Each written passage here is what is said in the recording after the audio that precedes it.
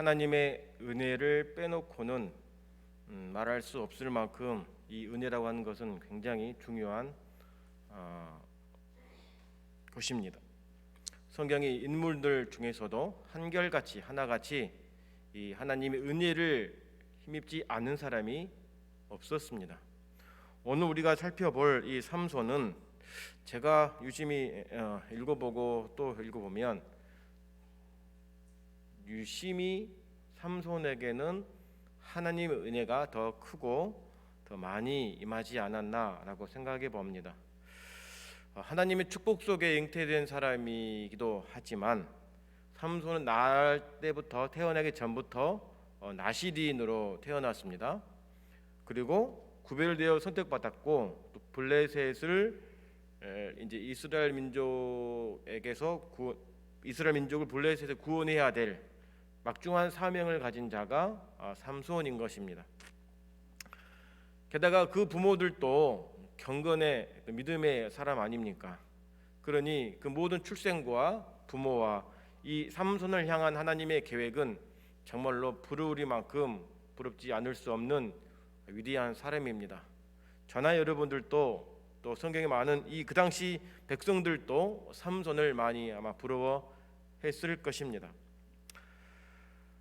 그럼에도 불구하고 오늘 우리가 읽었던 14장은 삼손의 자랑스러운 이야기가 아니고 수치스럽고 부끄럽고 삼손의 일생에 있어서 빼면 좋을 뻔한 이 이야기들이 우리에게 등장합니다. 13장 24절을 보면 아들을 낳고 자랐습니다.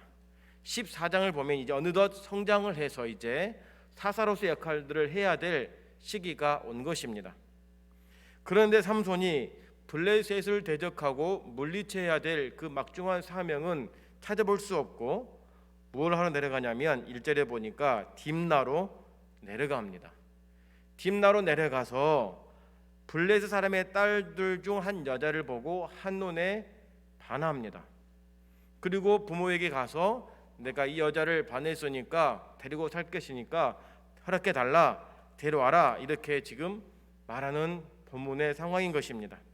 자, 1절에서 한 여자를 보았다라고 했는데 이 보다라고 하는 것은 그냥 눈으로 그냥 스쳐 지나가는데 본다 이 뜻이 아니고 음욕을 품고 바라보다라는 뜻을 가지고 있습니다. 그러니까 애초에 시선 자체가 그 마음을 품고 바라보았다라고 하는 것입니다. 여러분, 어떻게 이럴 수가 있습니까? 삼손이 어떤 사람입니까? 앞서 말씀드렸듯이 나시린으로 하나님께 구별된 사람입니다. 그리고 이스라엘을 블레셋으로부터 구원해야 될 막중한 사명을 가진 사사입니다. 게다가 13장 25절에 보면 여호와의 신이 감동된 사람이기도 합니다. 물론 또 나오죠. 하나님의 신에, 여호와 신에 감동되었다라고 말합니다. 그런 삼손이 그 안에 있었던 정욕과 쾌락을 절제하지 못하고 주체하지 못하고 거기에 빠져들고 마는 안타까운 모습을 보고 있다라고 하는 것입니다.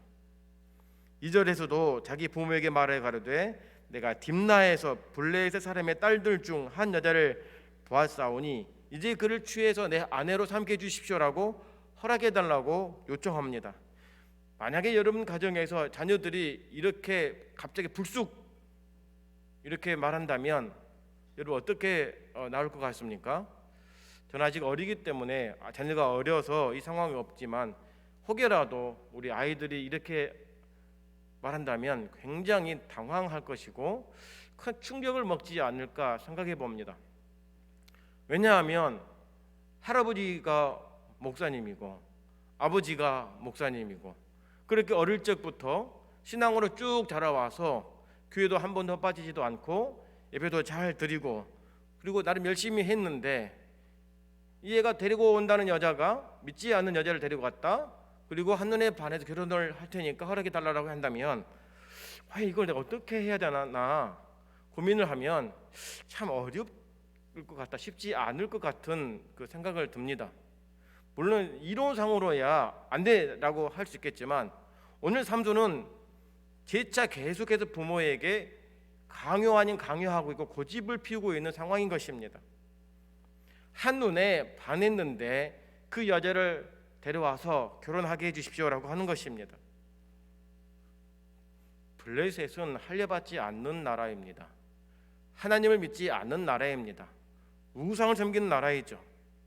당연히 그 부모가 어떻게 합니까? 반대합니다. 3절에 보니까 내 형제 중에 딸이 없냐? 우리 백성 중에 여자가 없냐? 아니 왜 하필이면 블레셋 사람 중에 그 여자를 데려와가지고 아내를 삼으려 하느냐라고 하는 것입니다. 네, 맞습니다. 아니 여자가 우리 주변에 많이 있는데 왜 하필이면 하나님 믿지 않는 할례받지 않은 나라 여자를 데리고 와가지고 하려고 하느냐, 잘 생각해봐라라고 반대하는 것이죠. 기독교 집안도 아니고 교회도 다녀본 적도 없고 그런 가정을 어찌 우리 집안에 데려올 수 있느냐라고 하는 것입니다. 하지만 삼손은 계속해서 고집 피웁니다. 2절에 보니까 2절 마지막에는 이제 그를 취하여 내 아내를 삼게 하소서 해 있고 3절 마지막 부분에도 나를 위하여 그를 데려오소서라고 말합니다. 이것은 삼손의 강한 의지를 표출하고 있는 것입니다. 뭘 말합니까? 아버지 어머니가 데리고 살 거 아니잖아요. 내가 데리고 살 건데 왜 상견입니까? 허락만 해주십시오. 내가 데리고 살 것입니다. 이렇게 말하는 것과 똑같은 겁니다. 내가 좋아하는 여자이고 내 눈에 반했으니까 내가 사랑하니까 내 결정에 허락해 주십시오. 따라 주십시오라고 하는 것과 마찬가지인 것입니다. 여러분 여기서 삼손에게 큰 실수가 나옵니다.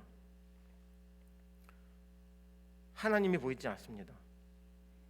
인생의 중요한 가정이라는 이 공동체를 세워감에 있어서 하나님께 의탁하고 의지하고 기도했다라고 하는 부분이 나오지 않는다라고 하는 것입니다. 중요한 결정에 있어서 하나님께 기도하거나 뜻을 묻지 않았습니다. 어떻게 합니까? 나 보기 좋은 대로 합니다.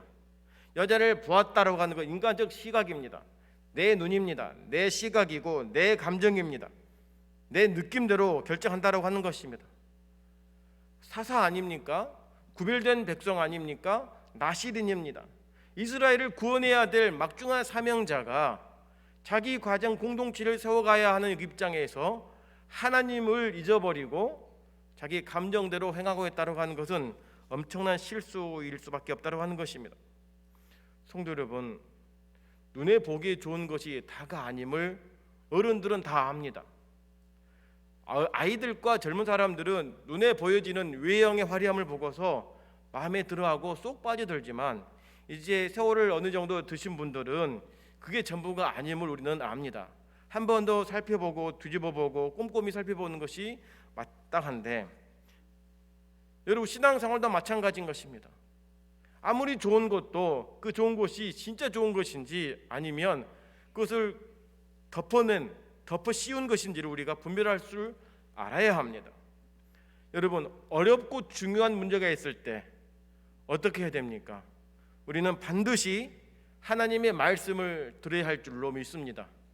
중요한 결정을 해야 될 때에 우리는 내 시각이 아니라 세상 사람들의 시각이 아니라 하나님의 시각에 맞추어서 그 문제를 바라볼 줄 알아야 한다라고 하는 사실인 것입니다.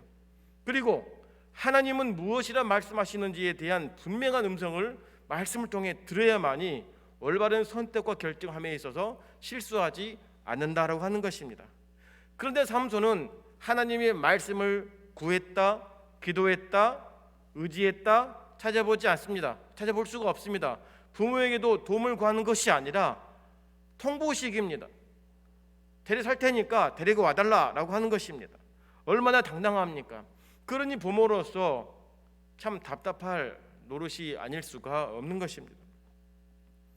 지금 우리는 계속해서 사사기를 보고 있는데 사사기의 특징이 무엇입니까? 제 소견에 옳은 대로 행했다라고 하는 것이 특징입니다. 제 마음대로 자기 감정대로 끌리는 대로 행동했다라고 하는 것입니다.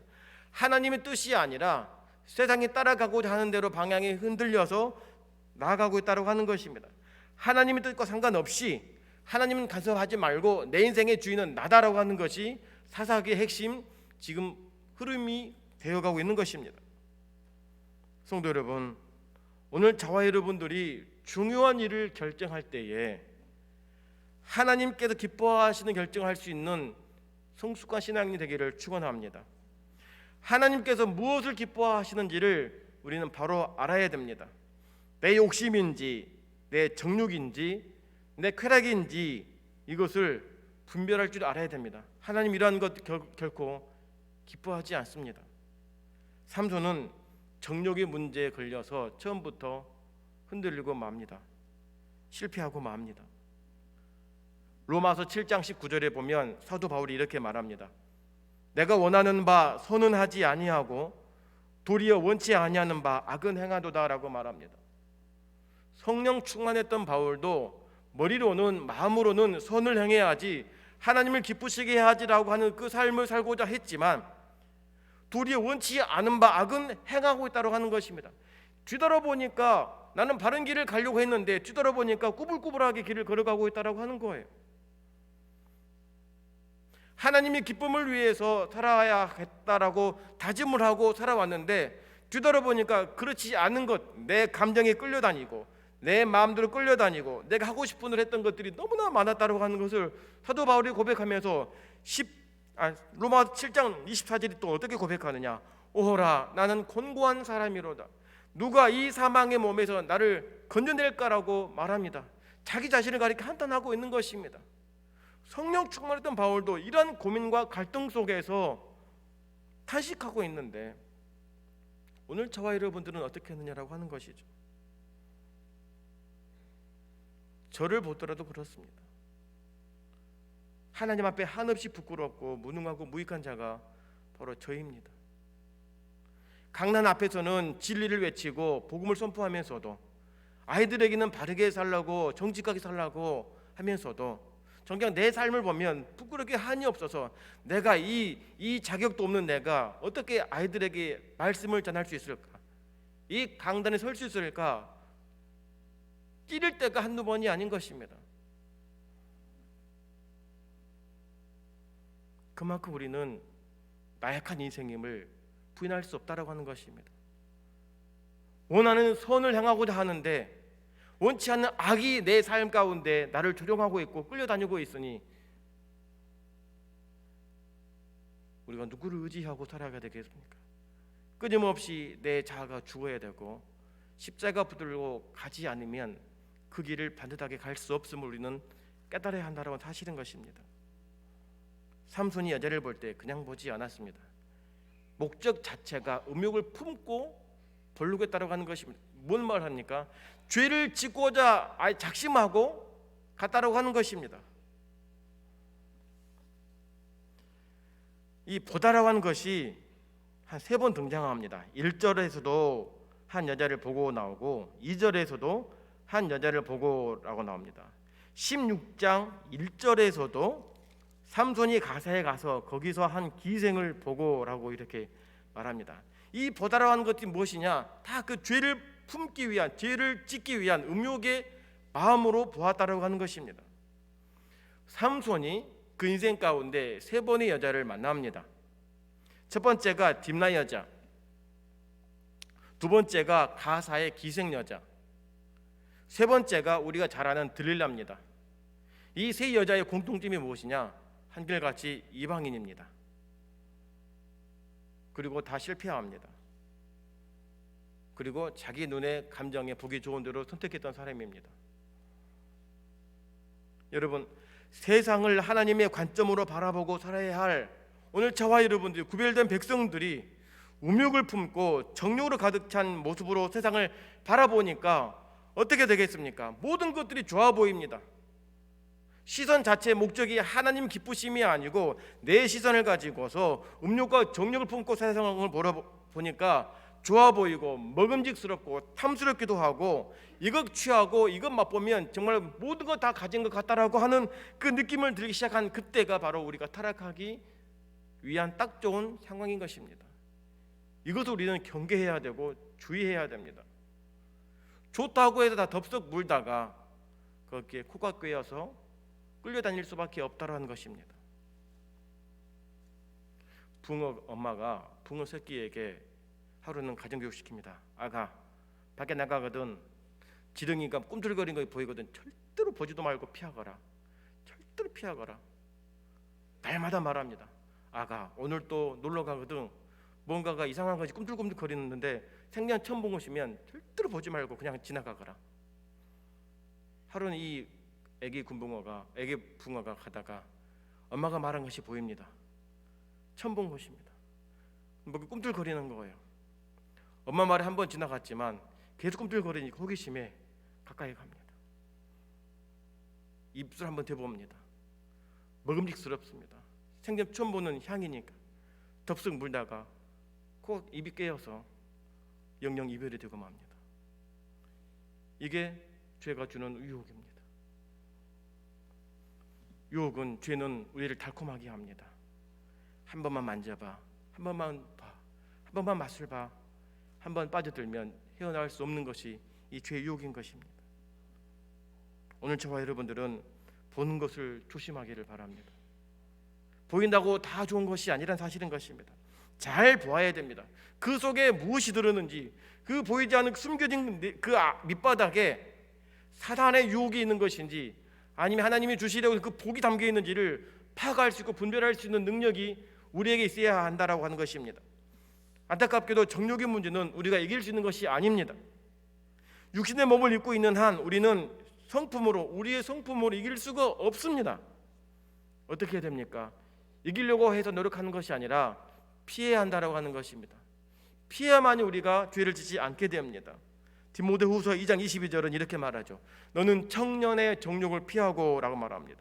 이길 사람이 아무도 없습니다. 그 어느 누구도 내 힘과 능력으로 이 정욕에 대해서 이길 수 있는 사람이 아무도 없다라고 하는 것이죠. 요셉이 어떻게 이겼습니까? 피함으로 이겼습니다. 창세기 39장 10절에 보니까 여인이 날마다 요셉에게 청하였으나 요셉이 듣지 아니하여 동침하지 아니할 뿐더러 함께 있지도 아니하니라라고 말합니다. 함께 있지도 않았다라고 하는 것, 피했다라고 하는 것입니다. 삼손은 자기가 어떤 사람인지 뭘 해야 될지를 잊어버렸습니다. 하나님의 사람에다가 나실인이고 민족을 구원해야 될 막중한 사명이 있는 사람임을 새까맣게 잊어버리고 자기 감정에 취해서 모든 좋은 것에 자기 마음에 든 대로 감정이 끌려 살고 있는 사람에 불과할 수밖에 없었습니다. 그러니 정욕에 넘어져서 실패하고 말지 않습니까? 성도 여러분, 오늘 저와 여러분들은 더러운 곳에서 여기저기 휩쓸려 끌려다니는 사람이 아닙니다. 하나님의 손에 의하여서 바른 길을 걸어가야 될 사람이지 죄의 종로를 타고 코가 끼어서 이리 가자면 저리 가고 저리 가자면 저리 가고 끌려가는 사람이 아니라는 것입니다. 하나님은 예수님을 통해서 우리에게 구원의 은혜를 주셨고 하나님의 자녀가 되게 하셨습니다. 이것은 우리를 향하신 하나님의 놀라우신 사랑과 기대를 우리에게 갖고 있다고 하는 것입니다. 구원해 주신 은혜, 하나님의 자녀에게는 하나님은 또 다른 기대와 사랑을 우리에게 주고 있다고 하는 것입니다. 그 기대에 우리는 부응하며 살아야 됩니다. 오늘 저와 여러분들은 어떤 사람들입니까? 나는 누구고 여러분은 누구입니까? 우리가 어떤 사람이고 왜 이곳에 앉아 있으며 뭘 해야 될 사람들입니까? 이 사실을 잊어버리니까 세상에 나가서도 목적 없이 흔들리고 있는 것 아니겠습니까? 우리는 거룩하신 하나님의 자녀임을 믿습니다. 하나님은 오늘 또 저와 여러분들을 보고 계심을 믿습니다. 또 나와 함께 하심을 믿습니다. 하나님은 나를 얼마나 사랑하시는지, 내가 죄악 가운데 있을 때라도 나를 버리지 아니하시고 돌아오기를 기다리시고 참고 견디고 인내하시면서 다시 한번 너는 그럼에도 불구하고 내 자녀야, 하나님의 자녀야라고 말씀하시는 하나님 음성을 듣기를 주의 이름으로 축원합니다. 삼손이 이렇게 실수하고 실패했다면 삼손의 사사의 자격을 이미 상실하고 말았는데 우리 같으면 어떻게 하겠습니까? 잘라야 되지 않겠습니까? 넌 자격이 없다라고 하는 것입니다. 지금 서울시장과 부산시장을 지금 뽑고 있는데 서로 후보마다 흠결이 있다고 자격이 없다라고 말합니다. 사람은 그렇습니다. 네가 그럴 만한 자격이 돼? 분명히 삼손을 보면 그렇습니다. 처음부터 실수하고 맙니다. 흠결이 있습니다. 그런데 하나님 어떻습니까? 포기하지 않습니다. 희한하게도 삼손은 계속 죄를 짓고 있는데 하나님은 징계가 아니에요. 벌을 내리시는 것을 볼 수가 없습니다. 어쩌면 따라다니면서 도와주고 있다고 하는 느낌이 질동 들 정도입니다. 이 말은 마음대로 살아도 하나님이 도와주시거나 이 뜻이 아니라 하나님의 은혜가 이토록 크시구나, 하나님이 그만큼 삼손을 향한 기대가 있고 삼손을 사랑하는구나, 이걸 우리는 느낄 수 있어야 됩니다. 우리가 그렇지 않습니까? 우리가 삼손을 나무랄 자격이 있습니까? 우리는 어쩌면 삼손보다 더한 사람이면 더하지 덜하지 않는 것입니다. 우리 가운데 삶이 힘들고 지치고 또 죄에 빠져 넘어지고 시리에 빠진 채 힘들어하는 사람들이 있습니다. 그러나 우리가 분명히 알 것은 그럼에도 불구하고 내 실수로 인해서 나의 잘못으로 인해서일지라도 우리 하나님은 여전히 저와 여러분들을 사랑하심을 믿으시기를 바랍니다. 하나님은 다시금 우리에게 일어날 기회를 주시는 분이십니다. 하나님은 사랑의 하나님이십니다. 그 하나님 의지하고 힘을 주실 때 일어나서 하나님의 영광을 위해 살기로 다짐하고 결단할 수 있기를 바랍니다. 이렇게 부모가 결혼을 반대했음에도 불구하고 삼손이 계속 요구하니까 어쩔 수 없이 이제 허락해 준 것 같습니다. 5절에 보니까 부모와 함께 딥나에 내려가는데 이상하게 포도원에 들어갑니다. 그 여자 집에 가기 전에 포도원에 들어갑니다. 근데 어린 사자를 만납니다. 여기서 어린 사자는 갓 새끼를 말하는 것이 아니고 힘이 센 아주 사나운 사자를 의미합니다. 참 이상하지요. 그 시간 그때 그 장소에 어린 사자를 때마침 거기에 만나는 것입니다. 딥나 여자를 만나러 가야 되는데 가다가 포도원에 들린 것이 왜 들렀는지도 알 수 없을 뿐더러 그 들렀는데 거기서 사자를 만나게 되는 것입니다. 그러면 제 아무리 삼손이어도 무기가 없으면, 그리고 지금 상황은 블레셋을 죽이려고 민족을 구원하고자 하는 그 목적이 아니기 때문에 그 능력이 나타나지 않은 것입니다. 자기 개인적인 일에다가 또 그 죄의 정욕을 품고 그 믿지 않은 여자를 데리고 올리는 그 과정이 있지 않습니까? 그러면 일반적 같으면 사자에게 잡혀 먹어 죽는 것이 일반적인 상식입니다. 그런데 그렇지 않습니다. 지금 이것은 하나님의 경고인 것입니다. 당장 돌이키라는 것이죠. 하나님은 믿는 자들을 유심히 살펴보시고 우리가 나쁜 길을, 잘못된 길을 걸어가면 어떠한 방법으로든 신호를 주시고 경고를 주십니다. 왜 그럴까요? 우리를 사랑하시기 때문인 것입니다. 그 경고를 듣고 신호를 보고 깨달은 사람은 즉시 돌이키겠지만 그것을 깨닫지 못한 사람이 있습니다. 영이 막히고 무감각해져서 못 알아챈 사람들이 많이 있습니다. 삼손이 지금 그렇습니다.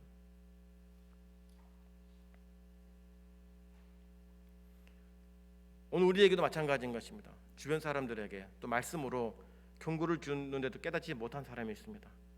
어쩌면 깨닫지 못한다기보다도 듣지 못한 것입니다. 듣지 않으려고 한 것일 수 있습니다. 내가 듣고자 하는 것이 아니기 때문에 일부러 귀를 닫아버릴 수 있다라고 하는 것입니다. 성도 여러분, 하나님께서 나에게 경고를 줄 때에 빨리 돌이키면 화를 면할 수 있는 것입니다. 지금 삼손이 가는 그 목적의 방향이 무엇입니까? 이야기 흐름이 어떻게 됩니까? 믿지 않은 여자를 데리고 오기 위해서 부모와 동행을 하다가 포도원에 들어가게 되었고 거기서 어린 사자를 만나게 되었는데 삼손에게 죽을 위기에 처해 있던 그 상황 가운데 무기도 없습니다. 게다가 어린 사자가 잡아먹으려고 소리를 치고 있는데, 근데 하나님이 어떻게 합니까? 6절에 보니까 삼손이 여호와 신에 크게 감동되어 손에 아무것도 없어도 그 사자를 염소새끼를 찢음같이 찢었으나 그는 그 행한 일을 부모에게 고하지 아니했다라고 말합니다. 하나님의 신이 임합니다. 갑자기 큰 은혜를 주셔가지고 그 사자를 염소새끼 찢듯이 찢어버립니다. 이 은혜를 주신 것입니다. 상처가 나지 않았으니까 부모가 알지도 못합니다. 구하지도 않았지만 보이는 상처가 없으니까 부모가 보고서도 못 느낄 정도인 것입니다. 이게 도대체 어떤 일인가? 죄를 작정하고 지으려고 가고 있는 삼손이면 어떻게 해서라도 돌이키게 해야 되는 것인데, 어린 사자가 덤벼들어서 곧 죽을 위기까지 가서 내가 잘못했구나 하고 피를 철철 흘리면서까지 다시 돌아가면 참 다행일 텐데, 그 상황에 힘을 주셔가지고 사자를 찢어버린 것입니다. 그 목적지를 달성하게 하나님이 하신 것처럼 보이는 거예요. 나는 여전히 죄를 짓고 있습니다. 무능합니다. 어리숙합니다. 과연 내가 하나님 앞에서 설 수 있을까 부끄러울 정도일 것인데도 불구하고 하나님은 여전히 내게 은혜를 주시는 거예요. 기회를 주시는 것입니다. 사랑하시는 거예요. 이것이 말로 설명할 수 없는 하나님의 은혜라고 하는 것입니다. 만약에 우리가 하나님 앞에 범죄해가지고 그 죄 때문에 하나님이 포기하고 징계 내렸다면 이 자리에 앉아있을 사람이 누가 있겠습니까? 한 사람도 없을 것입니다. 그런 하나님이 우리를 사랑하시기 때문에, 또 복을 주시겠다고 말씀하셨기 때문에 그 음성 듣고 다시 믿음으로 일어서려던 저와 여러분들 아니겠습니까? 성도 여러분, 하나님 우리에게 사랑하시는 것은, 우리를 사랑하시는 것은, 또 우리에게 은혜를 베푸시는 것은 우리가 잘나서가 아닙니다.